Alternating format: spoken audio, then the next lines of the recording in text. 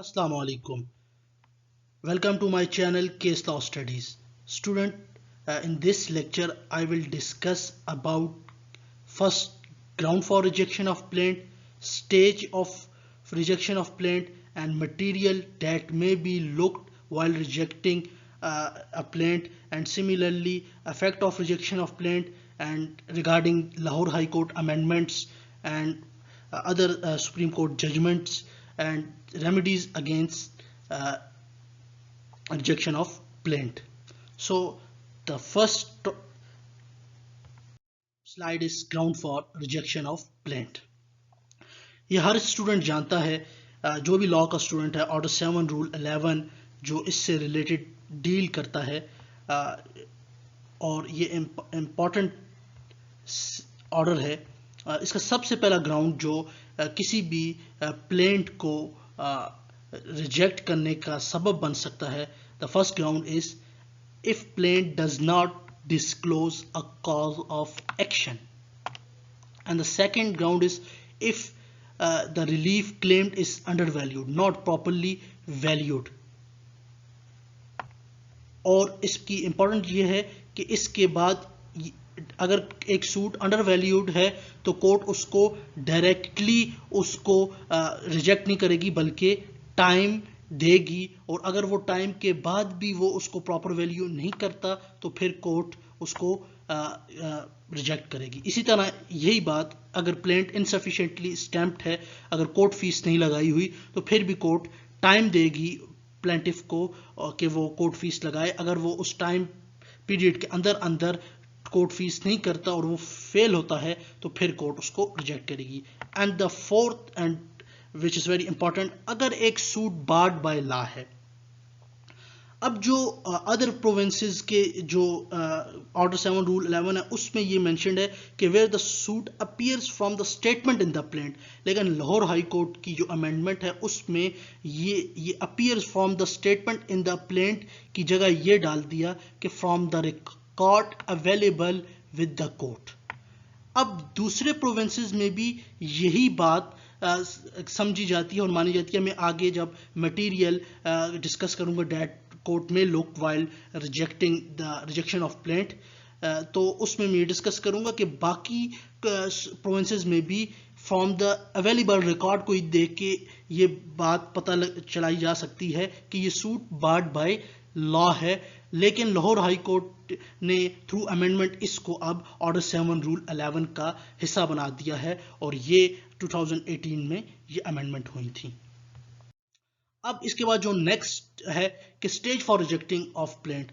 अब ये कोर्ट की ड्यूटी है कि वो जब भी उसके पास प्लेंट आए तो वो पहले अंडर ऑर्डर 7 उसको एग्जामिन करे कि whether any cause of action has been pleaded, कि कोई कॉज ऑफ एक्शन है भी है या नहीं है।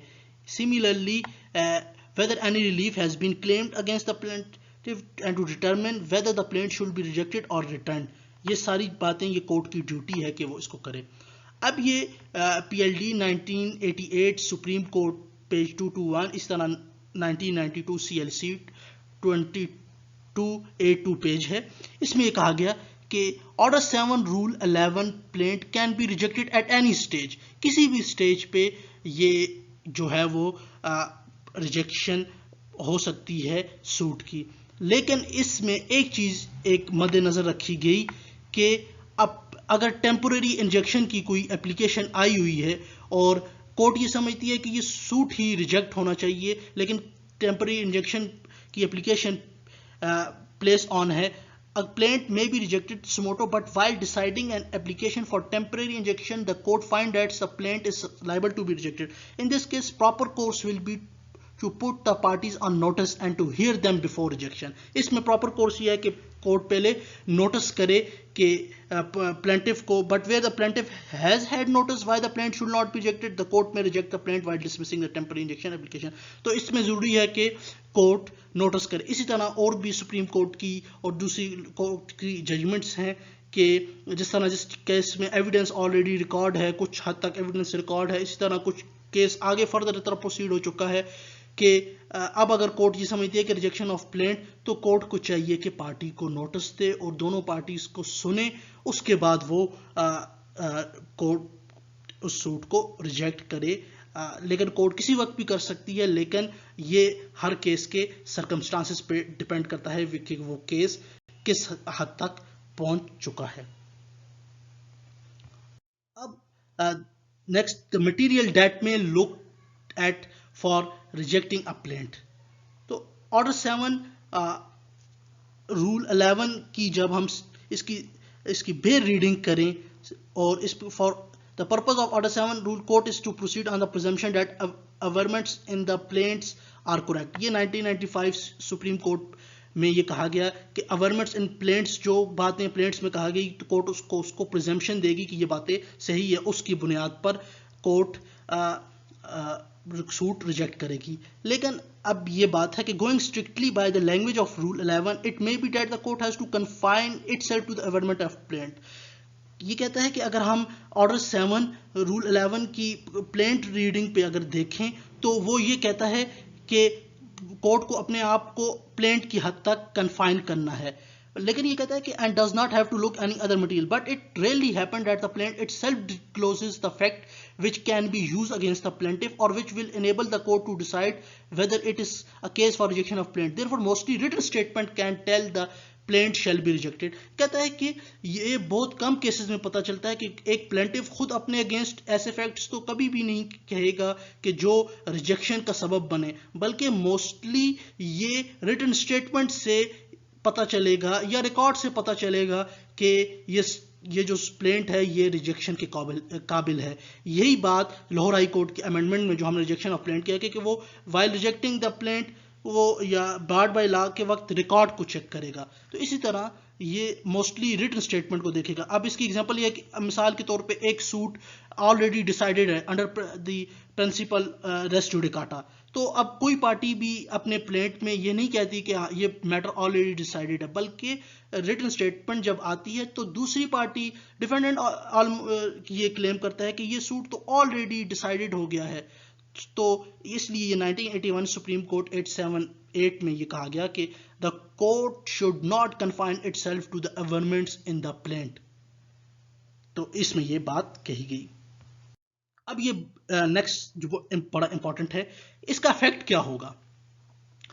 अब जो ऑर्डर 7 रूल 13 है उसमें ये कहा गया कि जो प्लेंट है वो फ्रेश सूट फाइल हो सकता है। According to order 7 rule 13 a plaint and any ground mentioned in clause A, B, C shall not of its own force preclude the plaintiff from presenting a fresh plaint in the same cause of action.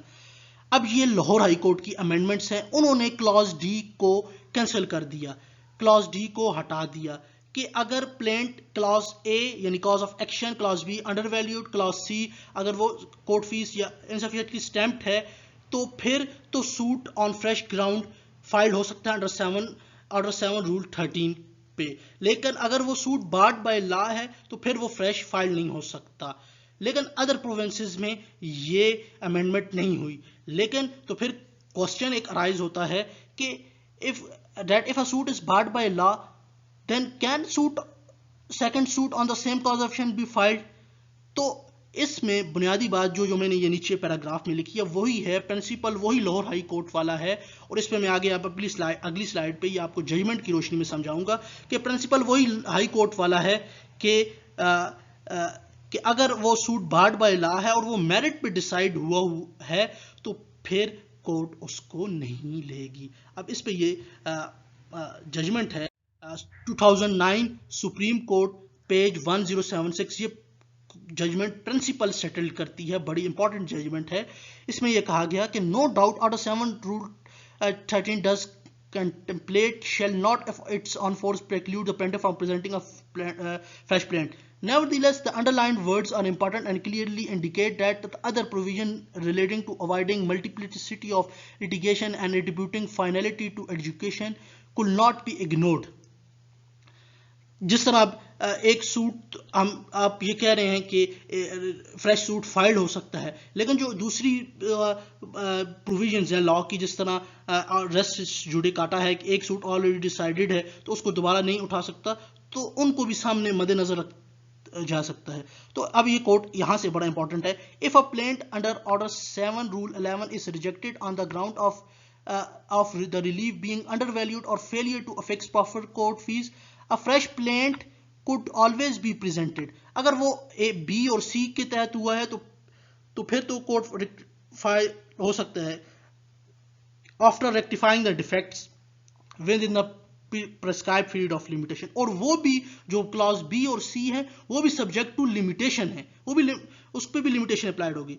लेकिन अब ये कहते if the plaint is rejected after proper adjudication as to non existence of cause action or upon the suit barred by law, the finding could operate as res judicata and will not enable the plaintiff to re-agitate the same question through filing a subsequent upon the same cause of action and seeing the same relief। तो इसमें अब simply ये कहता है कि अगर जो already एक सूट है वो properly on the merit decide हुआ है और उस पर ये कहा गया है कि ये सूट में कॉज ऑफ एक्शन नहीं बनता या ये सूट मेरिट पर डिसाइड हुआ, तो फिर वो रेस जुडिकाटा वाला प्रिंसिपल अप्लाई होगा और वो सेकंड सूट सेम फिर फाइल नहीं हो सकता, वो रेस जुडिकाटा के अंदर आएगा। तो इसलिए कोर्ट ने, अगर मैं ऑब्जर्व किया, ये सारी पैराग्राफ मैंने कोर्ट की जजमेंट से ये लिखा है। Therefore question whether a fresh plaint could be presented under order 7 rule 11 otherwise will depend upon the nature of the order passed by the court while rejecting a plaint under 7 rule 11। तो ये court ने ये कहा कि ये अब हर case के circumstances पे डिपेंड करता है कि उसमें क्या फैसला नीचे वाली अदालत ने सुनाया है। अगर वो केस मेरिट पे डिसाइड हुआ है तो फिर वो बार्ड बाय लॉ है और रेस जुडिकाटा है। इसी तरह और भी काफ़ी केसेस हैं, जिस तरह अगर